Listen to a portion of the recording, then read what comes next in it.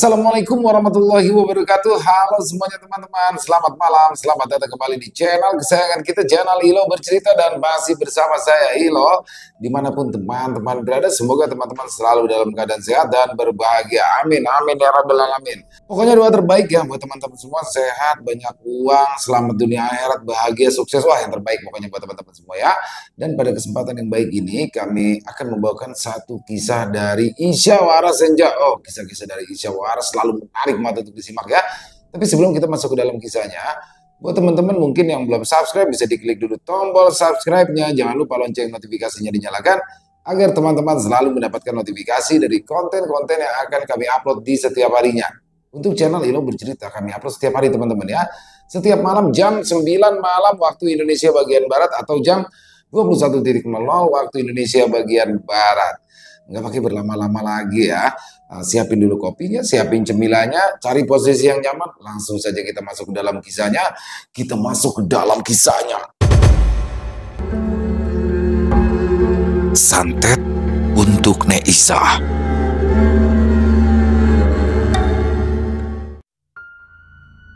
Pagi itu, suasana di rumah Ibunda Tatik benar-benar hidup.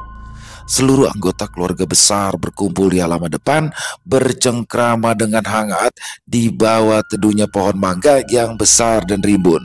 Husin dan saudara-saudaranya sudah dari kemarin tiba bersama anak-anak mereka, membawa keriuhan yang sudah lama tak terdengar di rumah Nek Isa. Semua senang bisa berkumpul kembali, terutama Nek Isa yang wajah tuanya tampak sumringah di tengah keluarga besarnya. Nek Isa memiliki 5 anak, tapi hanya 4 yang hadir membawa keluarga mereka. Di dalam ruang tamu yang cukup luas, terlihat para lelaki duduk sambil bersandar di kursi-kursi kayu jati yang berusia puluhan tahun. Meja di hadapan mereka dipenuhi aneka kue kering dan juga sirup yang disiapkan khusus untuk menyambut Lebaran. Tak jauh dari situ, anak-anak berlarian ke sana kemari dengan tawa yang riang setiap kali para cucu berlari ke arah Nek Isa yang menyambut mereka dengan tangan terbuka, mengelus kepala mereka penuh dengan kasih sayang, sambil sesekali melontarkan nasihat ringan. Awas jatuh ya, Cuk. Setelah sholat Idul Fitri, mereka semua berkumpul di ruang keluarga yang dipenuhi dengan perabotan antik peninggalan ayah mereka. Sambil mencicipi ketupat dan opor ayam, suasana riang semakin terasa. Tetapi lain halnya ketika anak-anak Nek Isa mulai bercanda soal warisan. Wajah yang tadinya penuh senyum berubah tegang. Tidak ada yang mau mengalah tentang pembagian harta mereka nantinya. Nek Isa menggelengkan kepala. Aku masih hidup saja. Kalian sudah ribut memikirkan warisan. Apa kalian sudah tidak sabar lagi menunggu aku mati? Pertanyaan Nek Isa membuat anak-anaknya terdiam malu. Mereka menunduk sungkan. Tidak ada lagi yang berani bicara. Begini saja, ujar Nek Isa lagi. Apapun yang nanti ibu berikan, jangan sampai harta malah merusak hubungan kalian. Ibu sudah tua, dan yang ingin ibu lihat hanya kalian hidup rukun seperti sekarang ini. Tak terasa, waktu menunjukkan tengah hari. Matahari bersinar terik di atas langit desa, tetapi juga angin sepoi-sepoi yang berhembus dari jendela memberikan kesejukan tersendiri. Setelah semua kembali tenang, mereka kembali bercanda, namun dengan nada yang lebih santai. Nek Isa kemudian bercerita tentang masa mudanya, tentang bagaimana dia dan suaminya dulu bekerja keras membangun semua yang mereka miliki sekarang. Keesokan harinya, langit pagi masih diselimuti kabut tipis ketika Hamzah tiba di depan rumah Nek Isa. Rumah itu tampak sepi setelah kemeriahan Lebaran kemarin.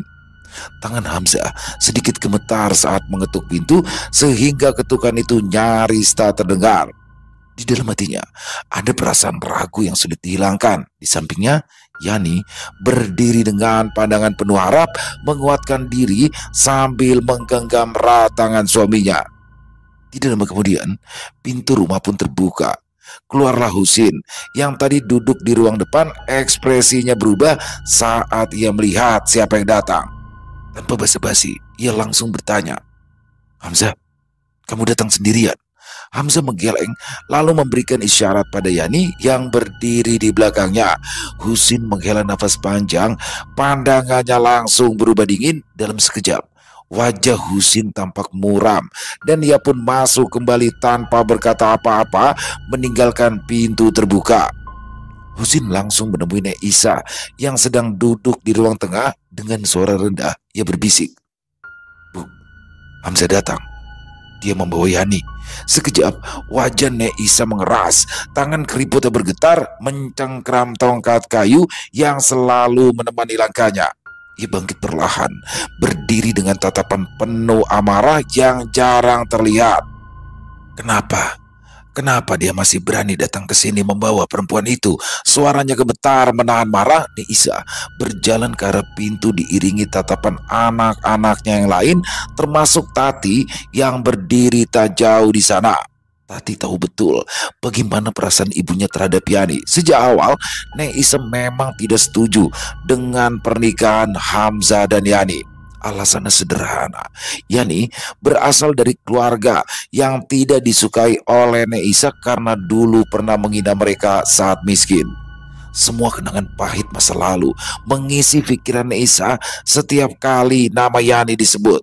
Nek Isa berdiri di ambang pintu, menatap lurus kepada Hamzah dan Yani yang ragu untuk melangkah masuk. Mata Nek Isa tajam, penuh dengan kebencian yang selama ini dipendam. Tanpa membuang waktu, Nek Isa mengangkat tangan, menunjuk lurus ke arah mereka, lalu berkata lantang, jangan pernah masuk ke rumah ini lagi. Kalau kamu masih bersama perempuan itu." Hamzah berusaha tetap tenang. Meski wajahnya jelas menyiratkan kesedihan, ia menunduk, mencoba bicara dengan nada penuh hormat. "Ibu, kami hanya ingin bersilaturahmi. Ini hari raya. Tolong beri kami kesempatan." Namun Nek Isa tak membiarkannya menyelesaikan kalimat. "Silaturahmi? Kamu sudah berani bicara soal silaturahmi? Kamu sudah menghancurkan hati ibu ketika kamu memilih perempuan itu. Dan sekarang kamu datang membawa dia ke sini." Suara Nek Isa meninggi, menggetarkan seluruh anggota keluarga yang berdiri di sekitar mereka. Bahkan anak-anak yang tadi bermain di dalam rumah terdiam, memperhatikan kejadian itu dengan wajah penuh kebingungan. Sementara Yani hanya bisa menunduk, menahan air mata yang sudah hampir tumpah. Ia tahu betul bahwa kehadirannya di keluarga ini selalu saja dipandang sebagai benalu. Tetapi rasa cintanya pada Hamzah yang membuatnya bertahan. Di sampingnya, Hamzah menggenggam tangan Yani lebih erat, mencoba memberi kekuatan pada istrinya, walau di dalam hatinya dia merasakan sakit juga. Tanpa menunggu lama, Nek Isa mengisyaratkan pada Tati untuk menutup pintu. Dengan berat hati, Tati mendekat ke arah mereka, menatap Hamzah dengan tatapan penuh rasa bersalah. "Maaf, Dek, ini rumah ibu dan kita semua harus ikut perintahnya," kata Tati pelan sambil mendorong pintu perlahan. Tetapi Hamzah tidak mundur. Dengan suara tenang namun tegas, ia mencoba bicara lagi. "Bu, saya tahu ibu marah. Tapi bisakah ibu memberikan Yani kesempatan? Yani istri saya, Bu, dan saya mencintainya." Nek Isa mendengus kasar, ekspresinya tak berubah sedikit pun. "Cinta? Kamu berani bicara soal cinta di depan ibu? Kamu tahu betul, Hamzah, bahwa perempuan itu tak pernah menjadi pilihan ibu. Dan kamu lebih memilih dia daripada keluargamu sendiri. Dan sekarang kamu datang, lalu berharap ibu bisa menerimanya begitu saja." Kata-kata Nek Isa seperti pisau tajam yang menghujam hati Hamzah. Di dalam hati, ia tahu betul bahwa keputusannya menikahi Yani telah membuatnya jauh dari keluarga, terutama dari ibunya. Akan tetapi, ia tidak pernah menyangka akan diusir sedemikian rupa di hari Lebaran. Tanpa banyak bicara lagi, Tati mendorong pintu dan menutupnya dengan tegas di hadapan Hamzah dan Yani. Pintu tua itu menutup perlahan, meninggalkan Hamzah dan Yani berdiri di depan teras rumah dengan perasaan hancur. Di balik pintu, Tati dan saudara-saudaranya menatap dengan wajah muram, tak berani melawan keputusan Neisa. Ya, mereka tahu betul betapa keras kepalanya Neisa serta betapa besar kebenciannya kepada Yani. Di luar rumah, Hamzah menarik nafas panjang, berusaha menahan emosi yang hampir meledak. Dia menggenggam bau Yani yang kini sudah mulai terisak, berusaha menenangkan istrinya meski hatinya sendiri hancur berkeping-keping. Sambil mengelus rambut Yani, dia berbisik, "Maafkan aku, Yan. Ini semua salahku. Aku seharusnya tahu bahwa mereka tak akan bisa menerima kepulangan kita." Yani hanya mengangguk pelan, tak mampu berkata apa-apa. Di tengah perasaannya yang terluka, ia bersyukur memiliki suami yang setia di sisinya. Tanpa berkata apa-apa lagi, mereka berdua berjalan pergi meninggalkan rumah Neisa dengan hati yang remuk. Hamzah dan Yani pergi dengan langkah berat. Meski duka mengiringi langkah mereka, mereka saling berjanji dalam hati untuk tetap bersama menghadapi semua rintangan. Hamzah kini harus menghadapi konsekuensi dari pilihannya, meski itu berarti harus berpisah dari keluarga yang selama ini menjadi sandarannya. Walau dia dan ibunya masih tinggal di desa yang sama, tetap saja Hamzah tidak bisa melembutkan hati Neisa tiap kali mereka bertemu. Pernikahan Hamzah dengan Yani sudah lama menjadi bahan perbincangan di kampung. Neisa tak pernah bisa menerima kenyataan bahwa anak lelakinya menikahi putri orang yang dulu telah mencela keluarganya. Setiap kali nama Yani disebut, wajah Neisa langsung berubah dingin, seolah luka hatinya kembali menganga. Baginya, pernikahan Hamzah adalah keputusan keliru yang sangat mempermalukan keluarga. Pernikahan itu sudah terjadi beberapa tahun lalu, tapi Neisa tak pernah benar-benar merestui hubungan mereka. Berulang-ulang kali ia mengatakan kepada anak-anaknya yang lain bahwa Yani bukanlah perempuan baik-baik. Beberapa hari kemudian, Hamzah pulang dari tempat kerjanya. Dia menghela nafas panjang sebelum menyalakan mesin motor. Saat itu sore hari, dan jalanan yang dilaluinya mulai basah karena turunnya hujan. Dia memutuskan untuk mempercepat laju sepeda motornya, berharap segera tiba di rumah. Tapi di sebuah tikungan tajam, Hamzah kehilangan kendali. Jalanan yang licin karena air hujan membuat motornya tergelincir. Ban motor terselip membuat tubuh Hamzah terhempas seiring dengan suara derit ban yang memegahkan telinga. Hamzah mencoba membanting setir untuk mengendalikan laju kendaraan, namun usaha itu sia-sia.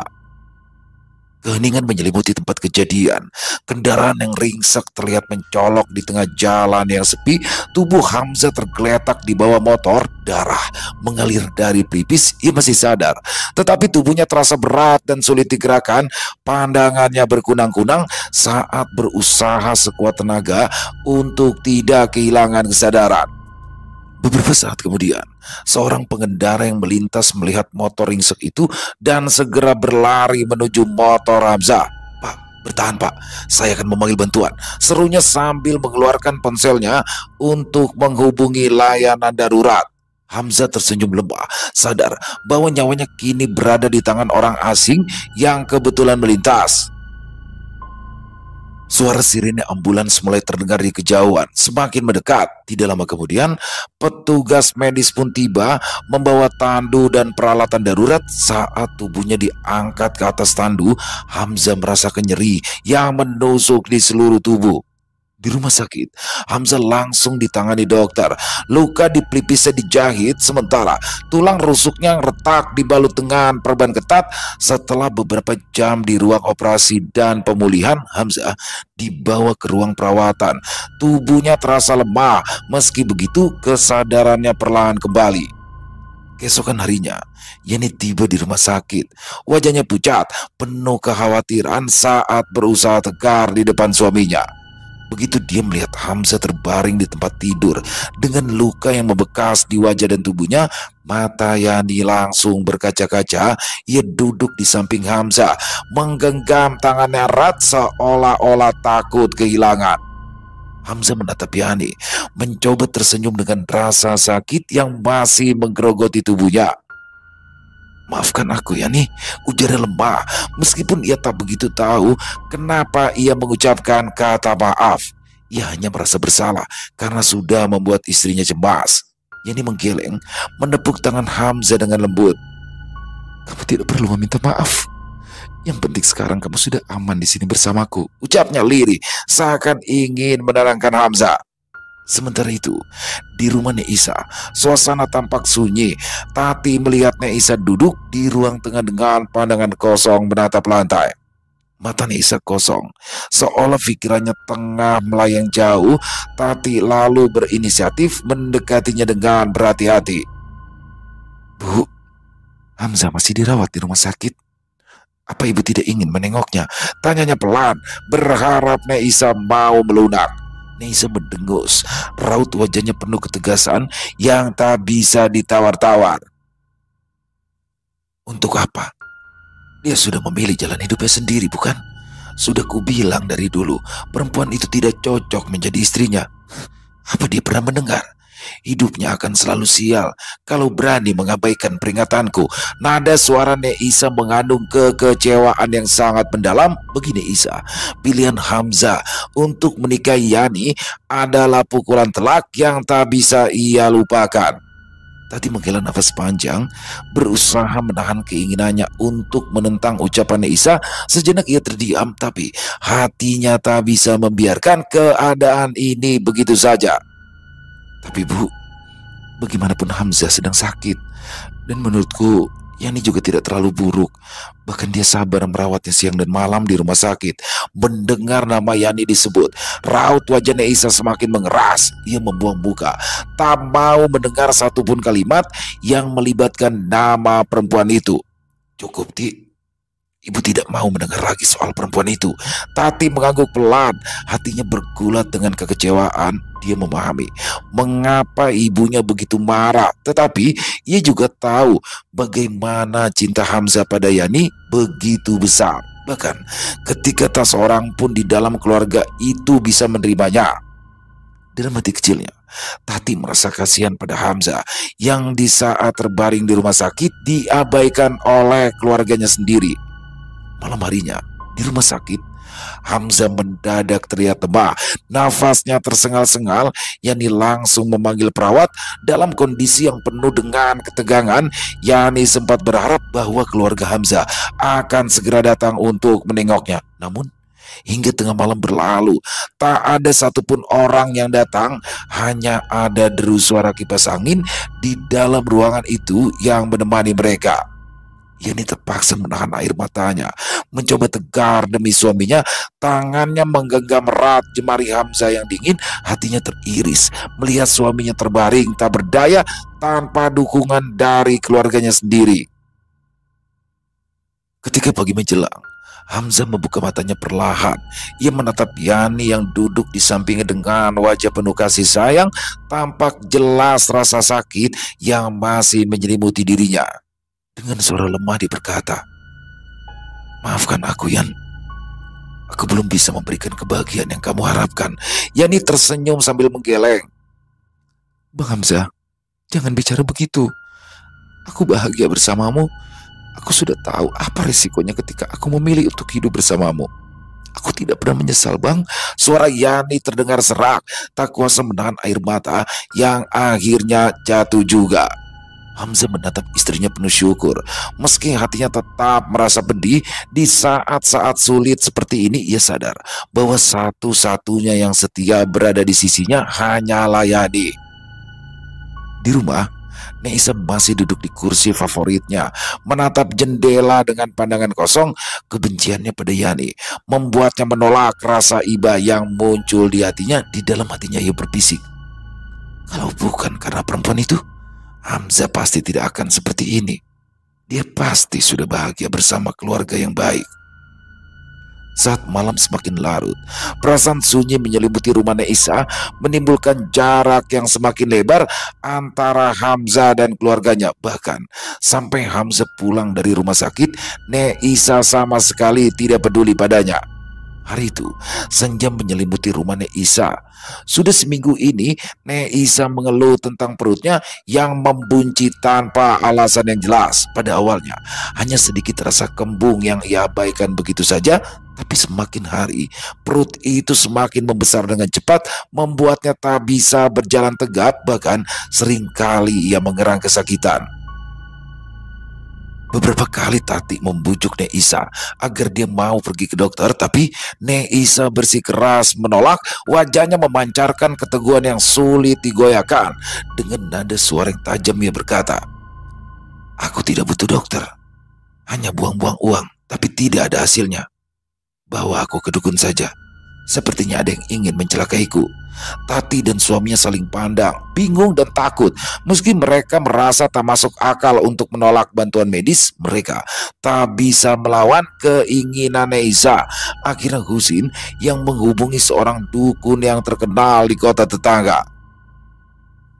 Keesokan harinya, menjelang sore, dukun itu tiba di rumah Nek Isa. Semua orang di dalam ruangan itu terdiam menatap sosok si dukun berpakaian serba hitam. Si dukun memandang Nek Isa dengan sorot mata tajam, seolah membaca apa yang tersembunyi di dalam dirinya. Dia segera memulai ritual. Ia menaburkan beras kuning ke sekeliling Nek Isa sambil membaca mantra-mantra yang terdengar samar dan berat. Setiap kali mantra itu dilantunkan, Nek Isa tampak gelisah, peluh dingin bercucuran di dahinya, matanya menatap nanar ke arah dukun yang kini mengeluarkan sebuah dupa yang beraroma tajam. "Siapapun yang mengirim ini memiliki dendam yang sangat kuat," kata dukun itu sambil mengamati wajah Nek Isa dengan pandangan tajam. "Ini adalah santet Bendung Segoro. Seseorang telah mengirimkan sesuatu yang sangat jahat masuk ke dalam tubuhmu." Wajah Nek Isa berubah tegang. Meski ia sudah menduganya, mendengar pernyataan langsung dari mulut sang dukun membuatnya terkejut. Dia menelan ludah, tubuhnya semakin menggigil. Anak-anaknya yang mengelilingi Nek Isa mulai ketakutan. Beberapa di antara mereka mencoba menjauh tanpa sadar, seolah-olah takut terkena imbas dari energi jahat yang dibicarakan si dukun yang bernama Kisumo. Kisumo lalu mengambil semangkuk air yang telah ia bacakan mantra-mantra khusus. Ia menatap Nek Isa lalu berkata, "Minum ini. Ini akan membantu menetralisir rasa sakitmu. Tapi ingat, ini hanya sementara. Orang yang mengirim santet tidak akan berhenti sampai tujuan mereka tercapai." Setelah selesai, Mbah Sumo bangkit dan berpesan pada keluarga untuk menjaga Nek Isa dengan baik. "Siapkan diri kalian. 1 minggu ini mungkin masih aman, tapi setelahnya aku tidak bisa menjamin," katanya. Dan benar saja, seminggu kemudian Nek Isa terlihat semakin pucat. Tubuhnya tak kuat untuk sekedar berdiri apalagi berjalan. Nek Isa terus berkeringat dingin, nafasnya tersengal-sengal setiap kali ia mencoba berbicara. Sesekali ia mengerang kesakitan dan memegangi perutnya yang semakin membuncit, hampir seperti seorang ibu hamil tua yang akan melahirkan. Hingga pagi menjelang, kondisinya tak kunjung membaik. Justru semakin parah, nafasnya semakin pendek, tubuhnya semakin dingin, matanya mulai terlihat kosong. Di ruangan yang sunyi itu, hanya terdengar isakan pelan dari anak-anaknya yang tak kuasa melihat kondisi Nek Isa yang makin sekarat. Akhirnya, saat fajar pertama mulai menyingsing, Nek Isa menghembuskan nafas terakhir. Tubuhnya terkulai lemah, matanya terpejam, wajahnya tampak kurus kering akibat menunjukkan penderitaan yang ia lalui di akhir hidupnya. Seluruh anggota keluarga menatap tubuh Nek Isa yang kini tak bernyawa dengan perasaan yang sulit digambarkan. Keheningan menyelimuti mereka semua yang lalu pecah karena raungan sedih dari Tati. Ya, kabar kematian Nek Isa segera tersebar ke seluruh penjuru kampung. Banyak yang datang melayat, beberapa di antaranya dengan raut wajah prihatin. Akan tetapi, tak sedikit pula yang tampak sibuk membicarakan kabar angin bahwa Nek Isa terkena santet. Warga bergunjing mengait-ngaitkan kematian Nek Isa dengan beberapa orang yang dimusuhinya Di area pemakaman, suasana semakin mencekam. Meskipun siang hari, awan mendung menggantung di atas kuburan Neisa. Saat liang lahat ditutup, beberapa orang tua berbisik-bisik. Mereka merasa bahwa Neisa telah menerima balasan dari dosa-dosa masa lalunya. Apalagi dulu ia dikenal memiliki sifat pelit. Setelah pemakaman selesai, keluarga berkumpul di rumah dengan perasaan campur aduk. Mereka masih belum sepenuhnya menerima apa yang telah terjadi. Seseorang berbisik pada saudaranya yang lain bahwa mungkin saja ada orang yang dendam pada Neisa sehingga memilih jalan santet untuk membalaskan sakit hatinya. Begitu pula warga kampung. Desas-desus tentang penyebab kematiannya merebak dengan cepat di seluruh kampung. Rasa duka yang sempat mengikat keluarga menjadi berubah. Warga berbisik-bisik saling menyampaikan kecurigaan tentang sosok yang diduga kuat telah mengirimkan santet pada Neisa. Di antara percakapan mereka, nama Yani muncul sebagai tokoh utama dalam setiap tuduhan, yakni menikah dengan Hamzah tanpa restu dari Neisa. Dan hal ini membuat warga semakin yakin bahwa dia memiliki sakit hati yang teramat dalam. Pasti Yani yang ngirimin santet itu, ucap istri Husin dengan nada berapi-api saat berkumpul di warung sayur. Bukan hanya istri Husin, kerabatnya yang lain juga memiliki dugaan serupa sehingga mereka sempat menolak memanggil Hamzah untuk membagikan warisan. Di rumah peninggalan Neisa, keluarga besar berkumpul untuk membicarakan masalah pembagian warisan. Suasana yang biasanya penuh harapan dan canda tawa berubah menjadi tegang. Apalagi setelah Hamzah yang mengetahui pertemuan tersebut tetap nekat datang.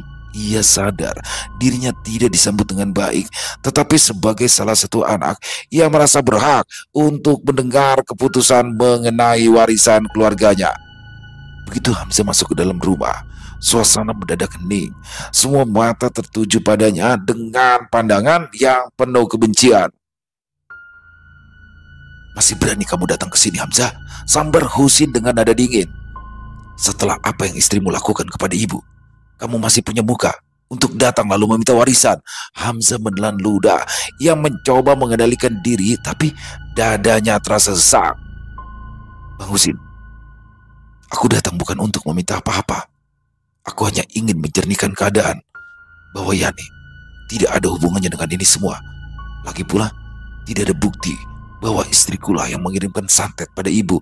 Tetapi kata-kata Hamzah seakan dianggap angin lalu. Salah satu saudara perempuannya yang sudah lama tidak menyukai Yani langsung menyela dengan penuh emosi. "Penjelasan apa lagi, Hamzah? Semua orang tahu ibu tidak suka dengan istrimu. Apalagi ibu jatuh sakit setelah kamu diusir masuk ke dalam rumah lebaran lalu.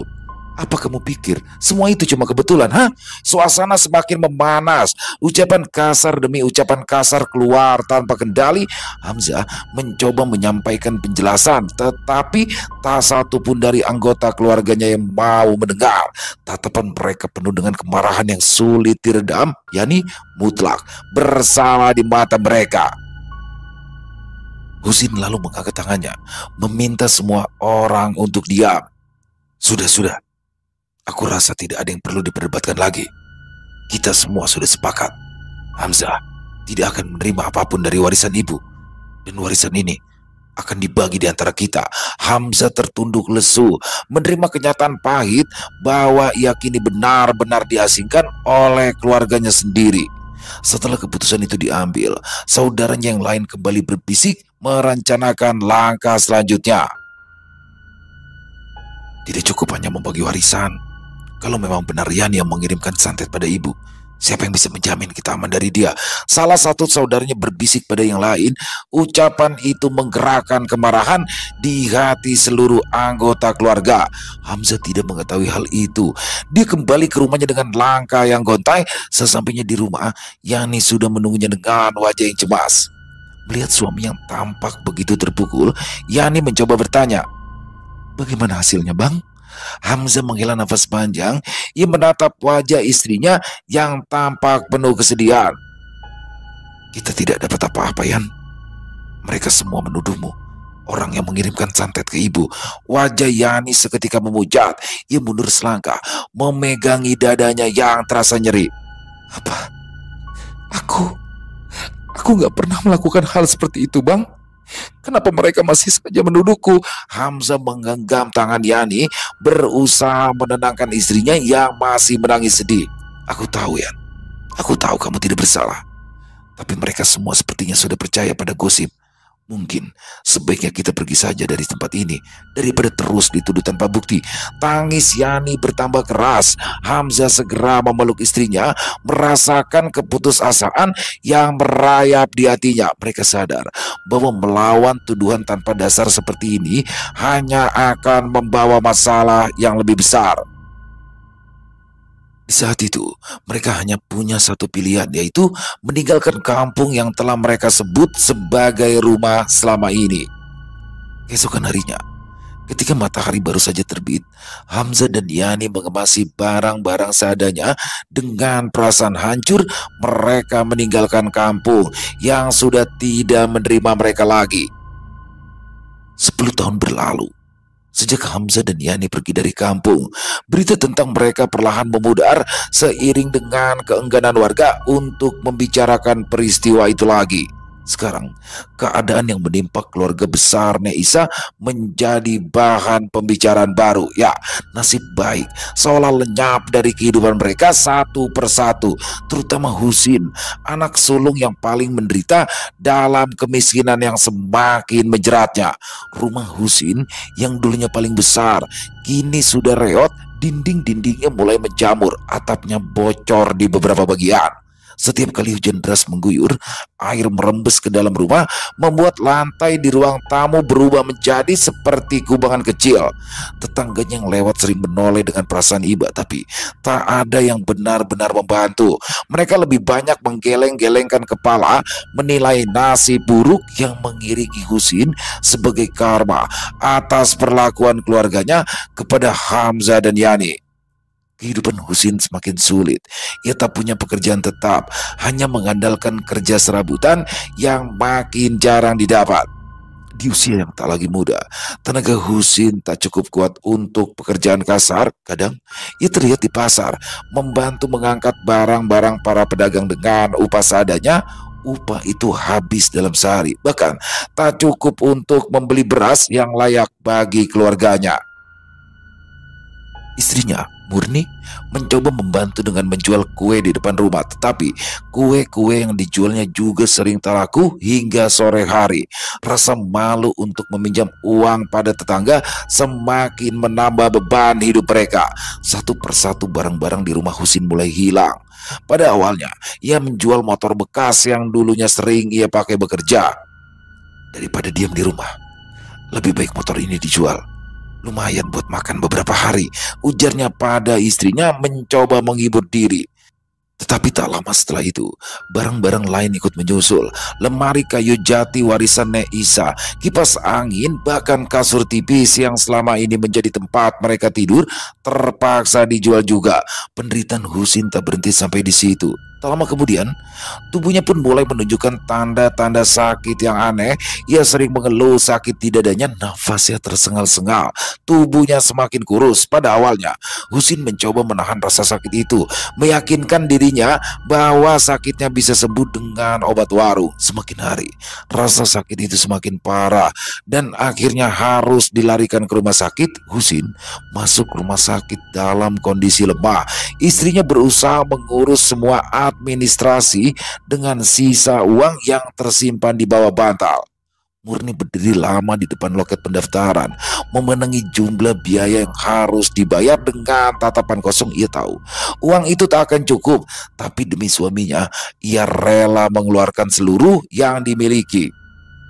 Di ruang rumah sakit yang penuh dengan aroma obat-obatan, Husin berbaring dengan mata terpejam, nafasnya tersengal-sengal, rasa sakit di dadanya membuatnya sulit berbicara. Seorang dokter datang memeriksanya, memberikan penjelasan pada Murni tentang kondisi suaminya yang membutuhkan perawatan intensif. Biaya perawatan yang tinggi membuat hati Murni semakin hancur. Apa Tidak ada cara lain, Dok? Tanyanya dengan suara bergetar. Dokter menggeleng pelan. Maaf, Bu. Kami hanya bisa membantu sampai batas-batas tertentu. Jika ibu tidak bisa membayar, kami terpaksa merujuk suami ibu untuk pulang. Jawabnya tanpa ekspresi, seolah sudah terbiasa menghadapi pasien yang bernasib serupa. Husin akhirnya dipulangkan dalam keadaan yang belum sepenuhnya pulih. Perjalanan pulang dari rumah sakit terasa sangat berat bagi Husin. Setiap langkah membuat tubuhnya semakin lemas, sementara wajah istrinya terlihat semakin buram. Setibanya di rumah, mereka mendapati ruang tamu yang sudah hampir kosong. Hanya ada beberapa tikar usang dan bantal yang warnanya sudah pudar. Husin berbaring di atas tikar, memandangi langit-langit rumah dengan mata yang basah. Ia merasa gagal sebagai kepala keluarga, tak mampu memberi kehidupan yang layak bagi istri dan anak-anaknya. Hari-hari berikutnya, Husin kembali terkapar dengan kondisi yang bertambah memburuk. Muri hanya bisa merawatnya dengan seadanya, mengompres kening dengan kain basah dan menyuapinya makanan lembut saat ia mampu membuka mulut. Suara batuknya terdengar nyaring di malam hari, memecah keheningan di rumah mereka yang sepi. Saat penyakitnya kambuh lagi, Husin terpaksa dibawa ke rumah sakit untuk kedua kalinya, dan kali ini murni tak punya apa-apa lagi untuk dijual. Tatapan para petugas rumah sakit padanya semakin dingin, seolah menganggapnya sebagai beban yang tak diinginkan. Mereka membisik-bisik, memandangnya dengan rasa kasihan, tapi tak ada satupun yang menawarkan bantuan. Husin menjalani perawatan seadanya. Tak ada obat mahal yang bisa diberikan padanya. Istrinya hanya duduk di samping tempat tidur, menggenggam tangan suaminya yang semakin kurus. Di saat itulah Husin mulai berbicara dengan suara lemah, matanya berkaca-kaca. Maafkan, maafkan aku, Murni. Aku tak mampu memberikanmu kehidupan yang layak. Murni menggeleng, mencoba menahan air matanya. Kita sudah menjalani hidup bersama, Bang. Susah senang kita lalui bersama. Sudah, jangan menyalahkan diri sendiri. Husin tersenyum lemah, meski kesedihan masih tersirat di wajahnya. Tak lama setelah itu, kondisinya semakin menurun. Nafasnya berat, tubuhnya lemah. Dokter yang memeriksa hanya bisa menghela nafas, memberi isyarat pada Murni bahwa harapan Husin untuk sembuh sangat-sangat tipis. Akhirnya, Husin menghembuskan nafas terakhir di rumah sakit dengan kondisi yang menyedihkan. Warga kampung yang mendengar kabar kematiannya penuh dengan rasa iba, tapi hanya sedikit yang datang melayat. Di pemakaman yang sepi, Murni berdiri sendirian, menatap pusara suaminya dengan air mata yang tak terbendung. Nasib keluarga besar Nek Isa benar-benar berubah. Kemiskinan melanda mereka semua, meninggalkan kenangan tentang kehidupan nyaman yang dulu pernah mereka rasakan. Kini mereka hanya bisa merenungi pilihan hidup mereka, bertanya-tanya apakah keputusan yang diambil 10 tahun lalu adalah awal dari kehancuran mereka sendiri. Bukan hanya Husin, 3 saudaranya yang lain juga mengalami kesulitan serupa. Iman, Yayu, dan Tati pun tidak berhenti mendapat musibah. Tiba-tiba saja mereka semua mendapat kabar kepulangan Hamzah. Setelah 10 tahun meninggalkan kampung, kini dia dan Yani kembali pulang untuk berziarah ke makam orang tua mereka. Begitu sampai di kampung, Hamzah langsung menuju makam sang ibu. Ia berdiri di samping nisan, menatap nama yang terukir di sana dengan mata berkaca-kaca. Lalu Hamzah menunduk, merapalkan doa di dalam hati, berharap sang ibu damai di alam sana. Kemudian dia mendekati Yani yang bersimpu di makam kedua orang tuanya. Mereka sudah lama meninggal sebelum Yani dan Hamzah menikah. Setelah selesai berziarah, Hamzah dan Yani mendatangi rumah lama mereka yang ditinggalkan bertahun-tahun lalu. Bangunan itu sudah reot. Rencananya akan Hamzah perbaiki lalu dijual lagi. Iman yang mendengar kabar adiknya sudah kembali langsung mendekati. Wajah Iman terlihat pucat, tubuhnya tampak tidak terurus. Dalam 10 tahun ini hidupnya jatuh miskin dan sakit-sakitan. Dengan langkah gemetar, Iman menghampiri adiknya. Hamzah, panggilnya pelan, berusaha menarik perhatian adiknya di tengah orang-orang yang memperhatikan. Hamzah menoleh, menatap Iman yang kini tampak jauh berbeda dari sosok yang dia ingat. Ada rasa iba dalam tatapan Hamzah. Ia menjawab dengan tenang. "Ada apa, Bang?" tanyanya, tak ingin terlarut dalam emosi meski hubungan mereka penuh luka. Bolehkah? Bolehkah kamu singgah sebentar di rumahku? Ada hal penting yang ingin kubicarakan," ujar Iman. Suaranya sedikit gemetar. Tanpa ragu, Hamzah mengangguk, menerima permintaan kakaknya. Digandengnya tangan Yani yang sebenarnya enggan pergi ke sana. Di rumah Iman yang sederhana, Hamzah duduk di ruang tamu bersama Yani. Wajah Iman tegang, matanya berair. Sementara Hamzah menunggu dengan sabar, tak sepatah kata pun keluar dari bibirnya. Aku ingin meminta maaf padamu," ucap Iman lirih. Hamzah dan Yani saling pandang dengan wajah bingung. Iman menarik nafas panjang, terlihat begitu berat untuk melanjutkan. "Dulu, ketika ibu meninggal secara mendadak karena perutnya membesar, akulah yang menyebarkan kabar bahwa itu karena santet. Dan aku yang mengatakan kalau Yani adalah pelakunya." Iman melanjutkan, suaranya semakin parau. "Aku melakukan itu semua karena rakus. Aku takut jika kamu kembali, aku tidak akan mendapatkan bagian yang cukup." Hamzah menatap Iman dengan tatapan tenang, meskipun hatinya terasa perih kala mendengar pengakuan itu. Ia tidak menyangka bahwa kakaknya sendirilah yang membuat cerita keji yang membuatnya dan Yani harus pergi dari kampung. "Aku tahu itu salah," lanjut Iman menundukkan kepala. "Saat itu aku didorong oleh keserakahan. Aku yang mengarang cerita tentang Yani." Iman terisak, lututnya gemetar hingga ia jatuh berlutut di depan Hamzah. Maafkan aku Hamzah. Aku sudah kehilangan segalanya. Uang, kesehatan, harga diri, semuanya hilang. Aku sadar, kini semua yang terjadi pada keluargaku adalah buah dari dosaku. Aku sudah memfitnah, aku mengambil hakmu, dan tak peduli pada rasa sakit yang kamu alami. Sekarang, aku hanya ingin mendapatkan maafmu, meskipun aku tahu mungkin sudah tak pantas. Yani terdiam kala menyaksikan pengakuan Iman yang disampaikan dengan penuh penyesalan. Hamzah menatap kakaknya dengan tatapan yang tak terbaca. Ia menghela nafas. "Aku dan Yani sudah lama mengikhlaskan semuanya," katanya dengan suara tenang. "Kami sudah memaafkan kalian, bahkan sebelum pergi dari kampung ini. Rasa sakit yang kami alami, aku anggap itu sebagai ujian. Dan berkat itu juga, kami bisa menjalani hidup dengan lebih baik." Hamzah berdiri, lalu menepuk bahu kakaknya. "Bang, aku tidak butuh warisan. Semua yang aku punya sekarang sudah lebih dari cukup. Aku hanya ingin kalian hidup dengan jujur. Jangan pernah ada lagi kebencian atau fitnah di antara kita." Iman terisak semakin keras. Hamzah lalu mengulurkan tangannya, membantu kakaknya berdiri. "Aku berharap setelah ini, kamu bisa menjalani hidup yang damai. Yang sudah berlalu, biarlah berlalu. Tak ada lagi yang perlu disesali."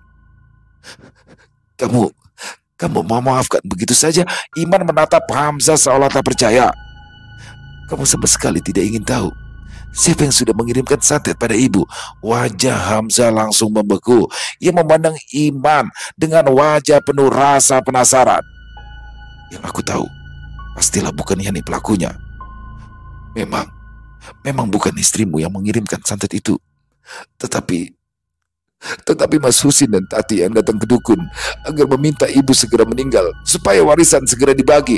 Hamzah terduduk kaget. Yani tercengang dengan mulut terbuka. Mereka berdua tidak pernah menyangka jika Tati yang selama ini dengan telaten merawat ibu mereka ternyata begitu tega mengirimkan guna-guna sampai Nek Asim meninggal dengan penderitaan luar biasa. Dan sekarang Mas Husin sudah meninggal dunia setelah sakit keras, sedangkan Tati diceraikan suaminya yang kepincut perempuan lain. Iman menarik nafas. "Kalau saja dulu kami tidak serakus itu, mungkin nasib kami semua tidak akan seburuk ini." Selesai. Wow, luar biasa kisah dari Isya Warasenja. Jadi warisan ya, kembali lagi masalah warisan, tega banget anaknya, tega banget. Udah dia buang adiknya, ya kan, menyingkirkan saudara kan, memutus tali silaturahmi, dia sikat juga orang tuanya. Ibunya Nek Isah dihantam juga dengan santet kiriman, yang mana santetnya ini jenis santet serem juga santetnya ya. Bagaimana Husin ternyata dan Tati di sini, dialah pengirim santetnya dengan tujuan untuk menguasai harta waris. Dan kalau Hamzah kan cowok ya, ketika Hamzah sudah hilang kan jatahnya bisa banyak. Tapi itu ya teman-teman, banyak sekali kisah tentang waris yang mana akhirnya menggelapkan mata saudara sama saudara, apalagi dalam kisah ini. Bagaimana anak tega menghabisi ibunya dengan ilmu santet hanya demi waris. Mungkin gini kali ya, yang ditakutkan oleh Husin dan Tati itu adalah ketika takut Nek Isah ibunya itu kembali baik dengan Hamzah dan terbuka lagi komunikasi sehingga Hamzah masuk lagi dalam jajaran penerima waris. Tapi suka nggak suka, Hamzah ya tetap dia berhak ya, tetap walaupun bagaimana bencinya Nek Isah sama dia, tapi di sini Hamzah berhak menerima waris itu apapun alasannya. Luar biasa, di kisah gaduh-gaduh banget ya, di awal udah dihajar sama kebencian Nek Isah dengan Hamzah ya. Karena Hamzah sudah menikah dengan wanita yang bukan pilihannya, apalagi wanita itu adalah anak dari musuh bebuyutannya. Keren banget, banget. Isyawara Senja asli keren, nggak nyangka endingnya bakal begini. Dan ditunggu lagi kisah-kisah terbaiknya. Semoga teman-teman juga para pecinta penikmat horor misteri ya, lebih khususnya lagi kepada para subscriber dari channel Ilo Bercerita bisa terhibur dengan kisah barusan. Silakan. Buat yang punya komentar lain, buat yang punya pendapat lain bisa menuliskan di dalam kolom komentar ataupun hanya saling menyapa. Insya Allah kami akan menjawab satu persatu. Buat yang suka dengan kisah barusan bisa diklik tombol like, tombol jempolnya, boleh juga dong di share link videonya ke teman-teman yang lain agar juga ikut merasa terhibur. Dan buat teman-teman mungkin yang baru bergabung atau yang baru bergabung tapi lupa nih belum subscribe, yuk diklik dulu tombol subscribe-nya, jangan lupa lonceng notifikasinya dinyalakan, agar teman-teman selalu mendapatkan notifikasi dari konten-konten yang akan kami upload di setiap harinya. Kami juga ingin mengucapkan terima kasih kepada seluruh teman-teman yang sudah selalu setia hadir, yang sudah selalu mendukung kami, karena teman-temanlah kami selalu bersemangat berkarya di setiap harinya. Oh iya, buat teman-teman mungkin yang punya kisah horor misteri ya, yang apabila berkenan dibawakan di channel kami, jadi kisah nyata berdasarkan pengalaman pribadi, silakan bisa dikirimkan ke nomor telepon kami yang ada di sini dan bebas. Dalam bentuk tulisan boleh, dalam bentuk rekaman suara boleh, senyamannya teman-teman aja. Buat teman-teman yang sudah mengirimkan kisah, kami ucapkan terima kasih. Dan buat yang sudah mengirimkan kisah tapi belum sempat dibawakan, harap bersabar ya, karena harus melalui proses penggarapan terlebih dahulu. Di akhir kata, saya Ilo mengucapkan permohonan maaf apabila mungkin dalam pembawaan kisahnya ada kata-kata saya yang salah, ataupun ada kata-kata saya mungkin yang kurang berkenan. Saya mohon dibukakan pintu maaf yang seluas-luasnya. Sampai berjumpa lagi di konten-konten kami selanjutnya yang pasti tidak kalah serunya, yang pasti tidak kalah horornya. Masih bersama saya Ilo di channel Ilo Bercerita. Salam sehat, bahagia selalu untuk kita semua. Wassalamualaikum warahmatullahi wabarakatuh.